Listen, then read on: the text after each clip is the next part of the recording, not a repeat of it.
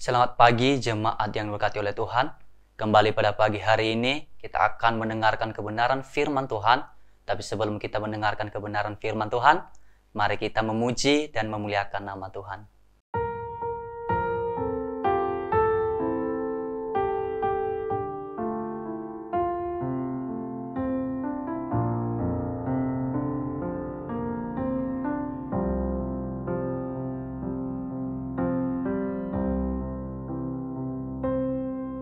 Hanya kepadanya ku kan berlari di saat ku bimbang dalam hidupku, yang aku percaya dalam hadiratnya ada kekuatan yang baru.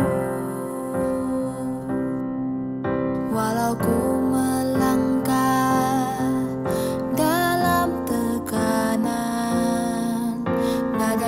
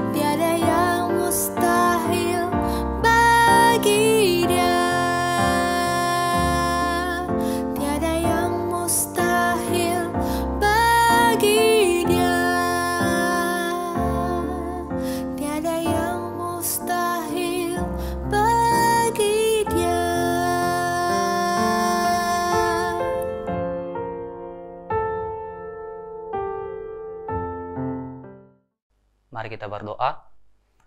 Ya Tuhan, kembali pada pagi hari ini Tuhan, kami sangat mengucap syukur yang dimana atas penyertaan-Mu di sepanjang malam telah kami lalui. Terima kasih sebelum kami juga melakukan setiap aktivitas kegiatan kami. Kami sangat rindu untuk mendengarkan kebenaran firman-Mu.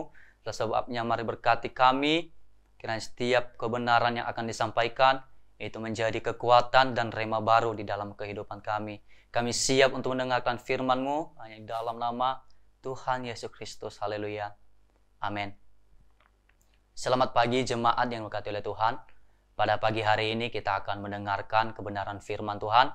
Kita akan sama-sama diberkati oleh kebenaran firman Tuhan, yang dimana yang terambil di dalam Injil Matius pasalnya yang pertama ayat ke-24. Sekali lagi saya undang kita untuk membuka Alkitab kita yang terambil dalam Injil Matius pasal yang pertama ayat ke-24.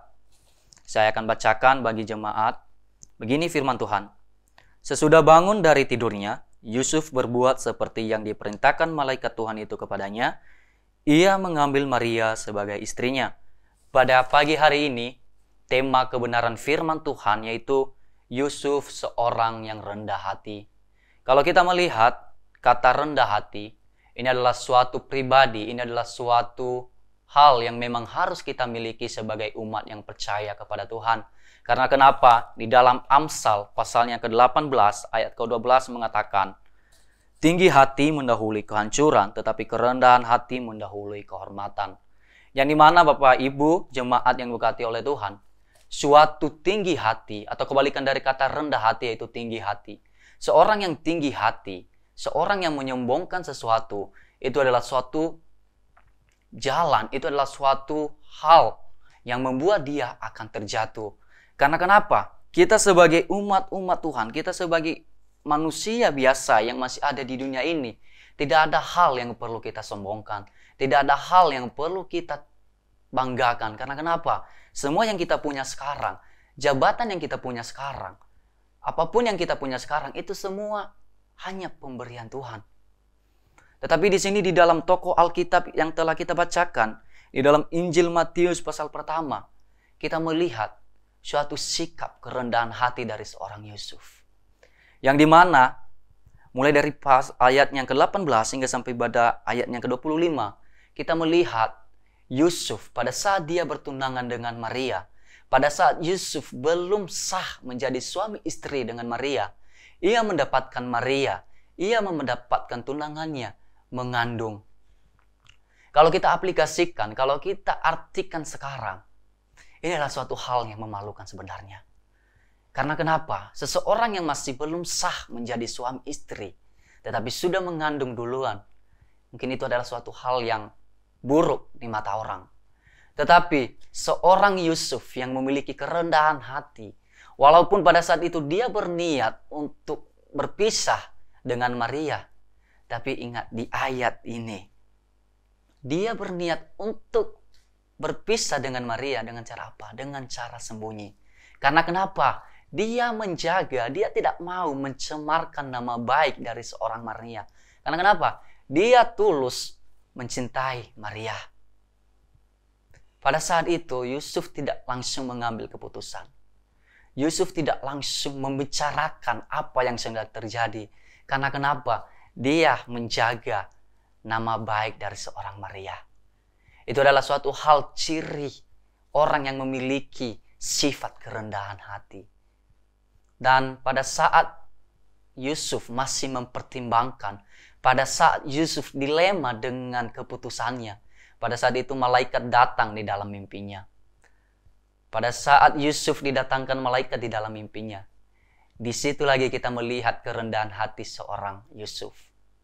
Pada saat malaikat memberitahu kepada dia apa yang sesungguhnya terjadi, apa yang sebenarnya terjadi, pada saat itu Yusuf menerima pendapat itu.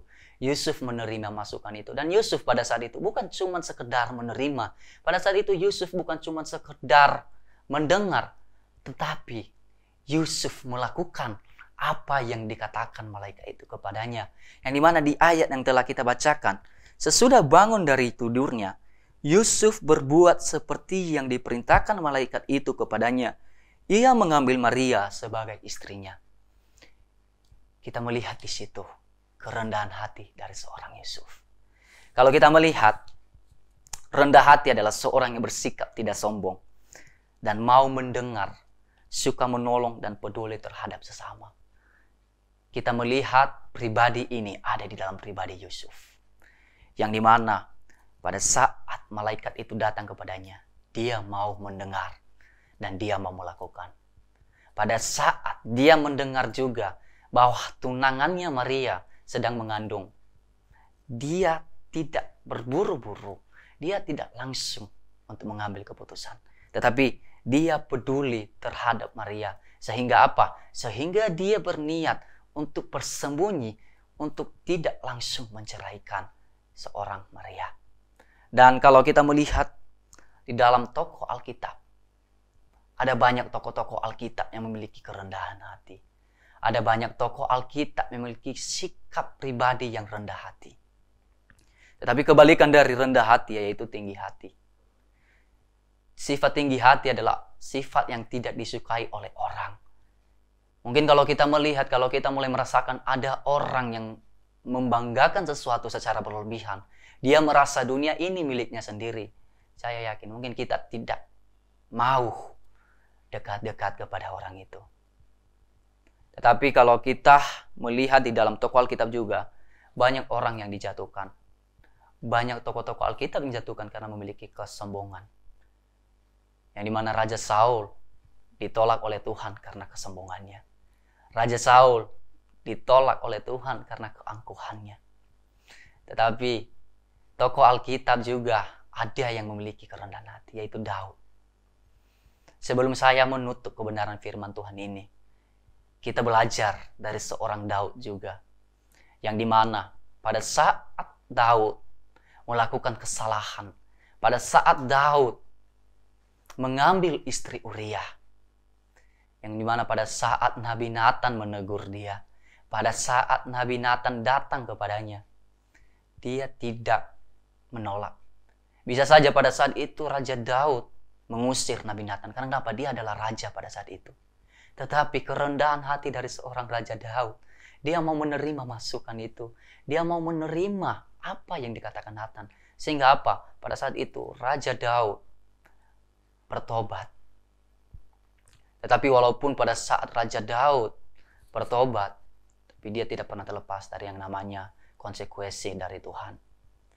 Dan Bapak Ibu, jemaat yang diberkati oleh Tuhan, kalau kita juga melihat pada saat Raja Daud mempunyai banyak kesempatan untuk membalaskan kepada Saul, tapi pada saat itu Daud tidak mau untuk melakukan apa yang tidak benar di hadapan Tuhan. Walaupun pada saat itu Raja Saul sudah ditolak oleh Tuhan, walaupun pada saat itu Raja Saul sudah jauh di hadapan Tuhan, tetapi Raja Daud masih menghargai Saul. Karena kenapa? Dia menghargai karena Saul adalah orang yang diurapi oleh Tuhan. Ayat terakhir, mari kita buka di dalam 1 Samuel pasal ke-24. 1 Samuel pasal ke-24. Ini adalah pada saat Raja Daud berkata dalam 1 Samuel pasal 24 ayat yang ke-7. Di sana dikatakan, lalu berkatalah ia kepada orang-orangnya, dijauhkanlah Tuhanlah kiranya daripadaku untuk melakukan hal yang demikian kepada Tuanku, kepada orang yang diurapi Tuhan, yakni menjamah dia, sebab dialah yang diurapi Tuhan. Itulah sebabnya jemaat yang diberkati oleh Tuhan, saya mengajak kita belajar dari dua tokoh Alkitab ini, yaitu Yusuf dan Daud. Mereka adalah orang-orang yang memiliki sifat kerendahan hati. Kembali saya ingatkan, di dalam dunia ini tidak ada yang perlu kita banggakan, tidak ada yang perlu kita sombongkan. Sebabnya, marilah kita miliki sifat pribadi yang rendah hati. Demikian kebenaran firman Tuhan pada pagi hari ini. Sebelum kita menutup kebenaran firman Tuhan, saya mau mengajak kita untuk berdoa. Mari kita berdoa. Ya Tuhan, terima kasih atas kebenaran firman-Mu yang telah kami dengar. pada pagi hari ini Tuhan, yang dimana Engkau kembali mengingatkan kami untuk memiliki pribadi yang rendah hati Tuhan. Ya Bapa, kiranya juga setiap firman-Mu yang telah kami dengar Tuhan, kiranya kami tanamkan di dalam hati dan pikiran kami Tuhan. Sebentar lagi juga Tuhan, kami akan melakukan setiap aktivitas kami. Mari Engkau memberkati setiap langkah-langkah kami. Engkau memberkati setiap pekerjaan kami di sepanjang hari ini Tuhan. Hanya hingga kami bisa kembali memuliakan nama-Mu Tuhan. Ya Tuhan, kami telah mendengarkan firman-Mu hanya di dalam nama Tuhan Yesus Kristus. Haleluya. Amin. Selamat pagi, selamat beraktivitas. Tuhan Yesus memberkati. Yesus Tuhan, Juru Selamat dunia.